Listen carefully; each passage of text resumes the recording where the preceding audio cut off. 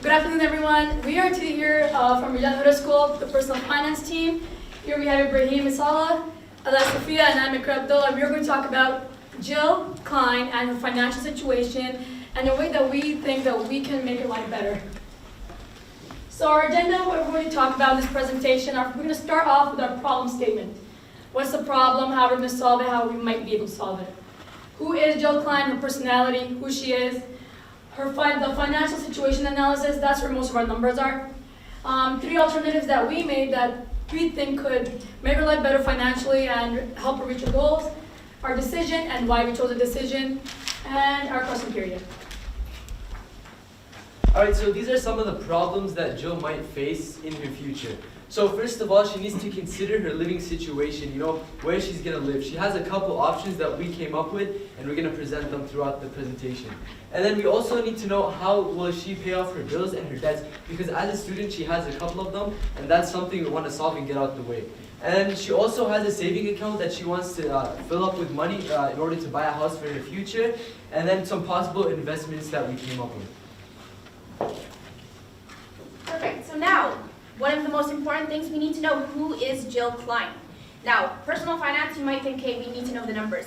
But no, it's not only about the numbers. We need to know who is Jill Klein. So, what we found there were basically 2 factors to who Jill Klein was. The first, she was a very social, outgoing type of person. So that meant that she loved to spend money. And again, we didn't blame her. I mean, she's in her early 20s.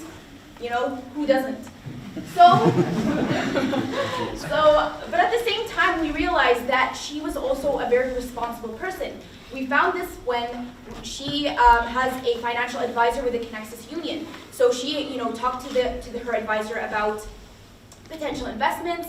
She talked, okay, she wants to buy a house, what can she do? She has some debt, so she's like, okay, how can I pay this? So she was already thinking about this. Now our team, we're just here to help her with to actually follow through with the plan. And then a really important part is now part of her studying. She's in her 2nd year of university and she's majoring in finance. That shows us that by herself, she has that finance background. And that tells us that she's going to understand the sacrifices that we decided that we're going to make. She's going to understand them. So you will find that throughout this presentation, we are a bit hardcore, if I'm going to be blunt. But with that finance background, she's going to understand because in the long run, it's going to help her. So the current financial situation. So right now we broke it up into, we wanted to know right from the beginning, income and expenses.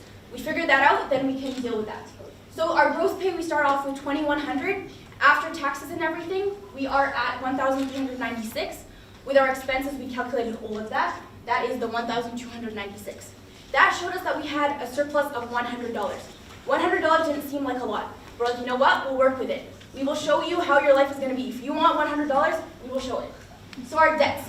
We started with a credit card debt. She has $809. She decides that she wants to only pay the minimum amount of $15. I'm like, all right, I'll calculate that for you. So that's 9.6 years. If that's what she wants to do, fine. 9.6 years, okay? Where she just pays $809. Which of course, as we learned, it's not going to be $809. It's going to be thousands of dollars.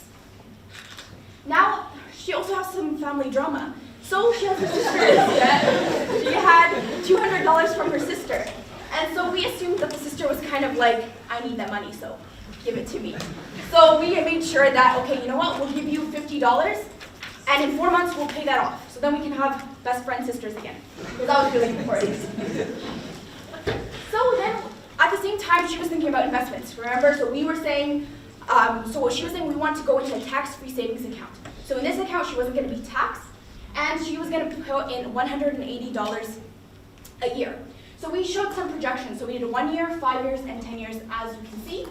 And so we showed that, you know what, even at this minimum of $180, she has a lot of potential. And that gave us the idea that, okay, we know kind of where we're going to start, what's the minimum, and then we know that after we deal with expenses and everything, then we know that we can maximize investment. And as we learned yesterday, we can get millions by the time we retire. Our savings account, so we assumed that we got to decide how much we were going to put into the savings account. So we said that we were going to put in $35. And we're like, okay, you want $7,000. That's what she wants. She wants $8,000 for a down payment. She has $1,000. So we were like, okay, I will do the math again. So So $35 for 12 months. That will give her $420 a year. And so that would take her 16.7 years just to get $7,000. I don't know about you guys, but living with my parents for another like 20 years, not my like main goal. So we had to, but at the same time we made sure, we were like, okay, this is what you want. So these are the numbers currently with what her planning was. So because what she wanted was like to live with her parents for 17 years and to spend a lot of time paying off small debts, we decided that we're going to come up with 3 alternatives that you can have. We'll show you how to do it, and it might take less time, and it might make your life better. So our first alternative was to live with your parents, and we're going to make some changes in your budget and how much you're going to spend. Our second alternative was for her to live with her friends. Her to live with her friends is going to cost a bit more, but that was another option. And our third option, the most far-fetched option, was to just buy a house right off the bat and take a loan. So this is her original budget. Jill originally spent $45 a month on Tim Hortons, $175 on clothing, and $485 on entertainment.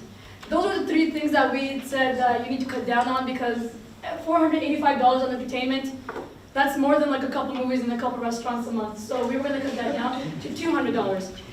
Again, when we're cutting down $200, we're going to put that to savings. It's going to help her out.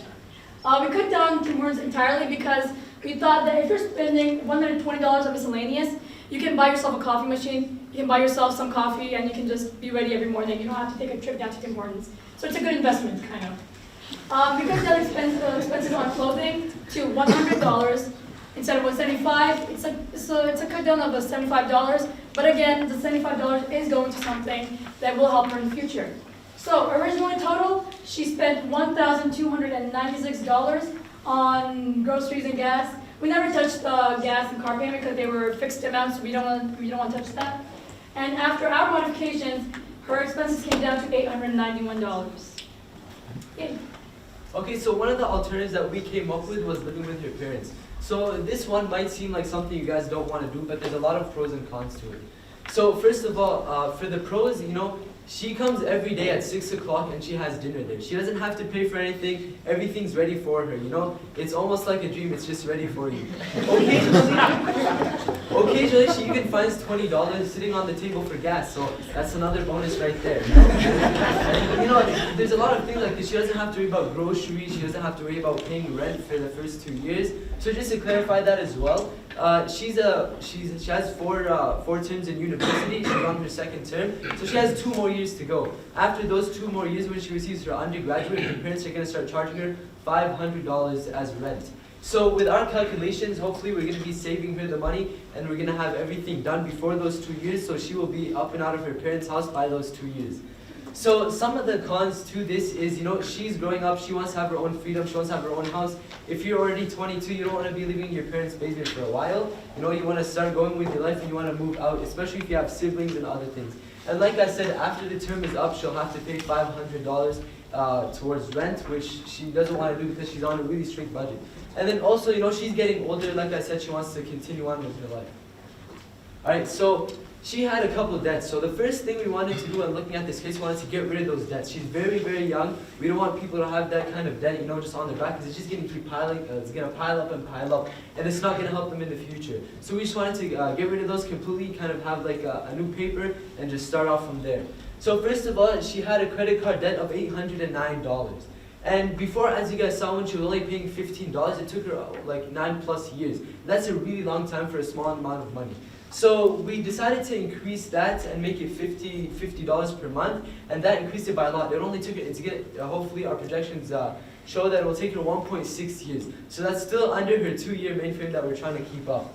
And then she also had her debts with her sister. She wanted to give her the $200. We decided to also increase that and keep that at 50%, $50. It's going to take her 4 months to complete that, and so she'll be done with her debts before the 2 years. And then she had a surplus of $505 per month, minus the $50, minus the $50 there. She's still going to have $405 left to do the rest of the stuff we're going to talk about. So investments. She's still pretty young, she still kind of has some debts, so we decided that she's gonna invest at the normal rate that's going on right now, and then hopefully after with the money, the remainder of the funds, we're gonna add that to our investments and increase them in the future. But for now, we decided to keep it at $180 annually at an interest fee of 1%. And so as you can see, the first year is $182.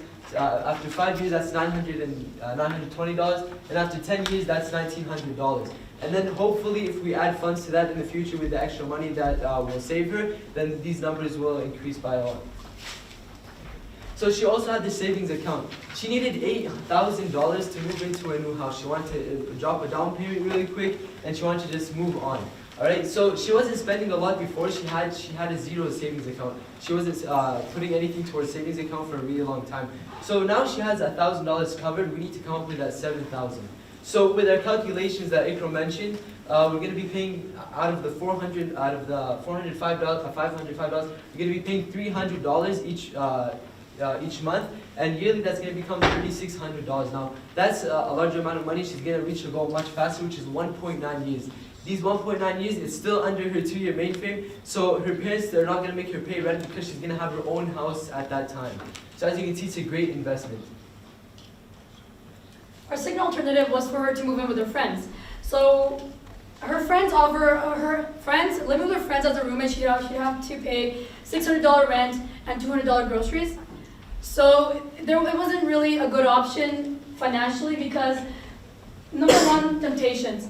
When we first read the case, we found out that even after planning with a financial advisor that she'd save $15 a month, one call to go to Earl's drove her away. So we didn't really think that she was the type of girl that really had that willpower. Again, $800 rent and groceries, that takes away. If we're going to pay that, if she wants to pay that, then she's going to have to keep not pay for her savings. So that takes away from savings, and we're going to have to keep the investment and credit card payments to a minimum of $15. So we're going to go back to waiting 17 years to raise enough for buying a house, and we're going to have to wait 9 years to pay off the credit card debt. On the plus side, it does offer her freedom because she's getting older. She does want to live alone, but again, sense of responsibility, and that also plays a part. But again, the cons kind of outweigh the pros. So buying a house, this was also one of the options that we decided on. It wasn't really a good option that we decided on. So we thought that it had very few pros and a lot of cons. So mainly the only pros was she had more freedom. You know, she could kind of move on. But in order to do this, she would have to take a loan from the bank of $7,000, and she was already in debt. So we didn't want to put her in debt any more further. And you know, with the interest rates that are pretty high, that's just going to cost her more. And then also, you know, like it's not really beneficial. She's gonna have to take credit lines and then loan sharks, and it's just gonna cause her problems, and it wasn't really efficient. We decided that she should kind of just stick with her parents and stick with her first plan. So basically, after all of the numbers, what we're saying is that mommy and daddy win. We're staying with them for a while. So as you can see, all of the numbers that we've been throwing out, what we were trying to do was get rid of expenses. That was number one priority for this finance team. We do not want debt. You know, she's in her early 20s. We don't want you to have to wait 9 years or 17 years to get money. We want to get it out of the way. So for those 2 years, we decided, okay, let's get rid of it. We made sure that we paid off the credit line. We made sure that the sisters were really happy still. And so now she's debt-free. Potential investment, as we said, so the first 2 years, we were going to keep investing at the 180. Now, 2 years, we still did earn money from that investment. Now after these 2 years, now we can become more risky. And I know that people love to be risky. So this is what we're gonna do. We can go into the stock market. Okay, and you guys know stocks. Go to Apple, maybe, no, I heard Apple crashes a lot. Never mind. Okay, Facebook, maybe, no, Facebook doesn't work either. Okay, you know what? She's gonna have to do some research for that financial degree that she has. Okay, and so that's basically what we're saying, is that you have so much investment. When you have no debt, you have potential, you have more opportunities, you have a bigger window that you can get through. And then the savings account goal, as you can see the 2 exclamation marks, it was reached. She has $7,000. So now, if she wants, okay, great, let's go put that down payment, and now you can get your house. She has that degree, let's go find a job, and because she has 2 part-time jobs. Get a job, and now you can actually afford to have a house instead of having all of this debt over your head. Alright, so also, Jill was stuck in a room at first. So there just was. We added a door. We gave her a way to go. And the way that we chose, like we said, is going with the parents. Now, this solved many problems. She didn't have to worry about rent. She didn't have to worry about many things. In the end, she's a spender. She likes to spend money. Everyone does. So we found a way where she has a surplus, an extra $105, which she can do which she can do whatever she wants with. She can invest it or keep it to herself, and that's the solution we go with.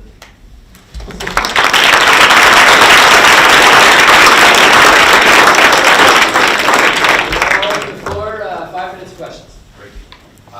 Well, great, awesome presentation, guys. I know I shared with you before, I'm a guy who talks with his hands, so your passion and energy came through loud and clear, which is awesome.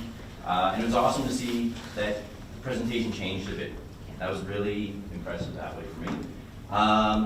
Again, I'll leave some other important, more technical questions to these guys, but what I'd like to know is, you make a very compelling argument, you're very passionate. What would be a response to her if she says, yeah, well, no? What would be the next thing that you would say? Because you got all the data, right? You got the plan. What is the other piece you can say to get her to go ahead with that plan? Okay. Well, to be honest, I guess one of the assumptions we made is that she is a reasonable person. And especially the fact that she has this 4-year degree. Sweetie, I hope that you are going to listen to my plan, okay? Why? Because it's 2 years sacrifice, and then go ahead and spend $25 at Tim Hortons, okay? Great. You can get the $175 pair of shoes after the 2 years. But we ensured that at the same time we didn't take away what she wanted. So we made sure that she still had miscellaneous expenses and that she was able to buy the shoes that she wanted and and the coffee that she wants. We made sure that we had $105 surplus in the end, that if it's a really big deal, you can go to Tim Hortons. We made sure that that was possible. But we assumed that with that financial degree, she understands that sacrifice is a big part of budgeting, and that, again, 2 years, and then we can get the shoes. So then also, people start from the bottom and they move up in their life. These 2 years as a young student, you have to make sacrifices, you have to work hard, and then you have to keep going, and eventually it will get better. And the state that we put her in, it's actually putting her ahead, because by the time she's done her degree, she's gonna have everything covered for her. So if she doesn't like it at all, we can mess around with some of the numbers and adjust them to what she likes. Because we have a surplus, so we actually left some comfort zone around, so she can change that if she wants according to what she needs. Very good job, guys. My first question to you guys is, when you talked about fixed income and you used the vehicle as an option for fixed income, did you consider that as being maybe a want versus a need, and look at using it as an alternative solution? For car payments? Yes. Well, I mean, if she did move in with her friends, she would carpool a lot. So because she's living with her parents, we kind of figured that going to university, going to classes, probably we wouldn't want to touch the car payments or gas or any of that sort, because we don't want to push her down so much that she'll say no. So that was one of our things that we said we're not going to touch. Yeah, I think we decided that some of the things that we decided that, we do want to give her some wants. And so taking away things like the coffee and stuff, those were kind of, she could accept it. But taking away the car, that means we were going to force her to walk to university. We're going to force her to walk to 2 different part-time jobs. And so we are like, okay, we'll give you this. Just this. We'll give it to you. And so this was one of the things where we're like, okay, she already has the car, we might as well just continue with it. Thank you, great presentation. I really appreciate your holistic approach and your sense of humor. That's great. My first question is about the credit card debt. I'm just wondering why you elected not to pay that off completely right away. So at the beginning of the time, she didn't have enough funds to cover that, and we wanted to try and balance everything out, because it wasn't only the credit card fee that she had. We spent over like $300 on that right away, but we had to keep a little comfort zone just for a change if she wanted, to pay off her sister, to pay off some of the other things that might come up in her life. So we gave it $300 out of the 505, which is it's a pretty high amount. And if you're saying like that's not enough, that's the highest we could go. That would still fit in the time range and suit her needs. Yeah, especially the 2 years basically gave us that kind of time frame that we were like, you know what, we have that leeway. And so we were like, as Ruth was mentioning, we don't know what can come up in her life. So there may be another expense that we have to consider. So then we ensured that we still had some sort of surplus. So that 105 was for emergency situations. whether it be coffee or shoes, whatever it is, I don't know, girls have emergencies, you know? And so we made sure that we had that $105. But yeah, so basically it was mostly as a choice to give leeway. Basically we had those 2 years where like she can do this and still be within that time frame that we set. I just have one other question. Kind of going back to the plan, and again, laid out really great on the implementation. Is there some things that you can think of that would allow her to stay on track? I know her short-term plan is 2 years, right? So check-in time maybe isn't a huge deal, but is there anything you could suggest that might allow her to stay on track for if her stuff goes sideways? Can I still answer? Yeah. Yeah, okay. Oh, I thought I got on. Okay, to be honest, one of the things that I was thinking of, is especially since she has that down payment, and when you actually buy that house, I think that is plenty incentive. To be honest, when you are a homeowner, I finally get to design my house, you know? I think just that idea that she can see that actually saving this money and actually paying her expenses, it's getting her things. You know, that coffee may give her that instant gratification, but long-term, we were looking for long-term gratification. And that's what we were getting. We were getting this beautiful house that she's gonna, I'm telling you guys, it's gonna be beautiful. Beautiful, okay? So that's what we were making sure, that she was gonna have this house, and she was gonna see, this is the point, this is why I was saving money. This is why I was focusing on my expenses instead of spending $45. So, long-term gratification. So then also, when we were messing around with the numbers, we didn't want to give her a surplus of $0. We didn't want to keep it at that. We wanted to keep some cushion. So because we know she will get off track, she'll want to go to her friends, she'll want to go places with her friends, she'll want to eat out. So we had to keep that cushion just in case. So then even if she decided to go off track, she'd have a little bit of cushion to do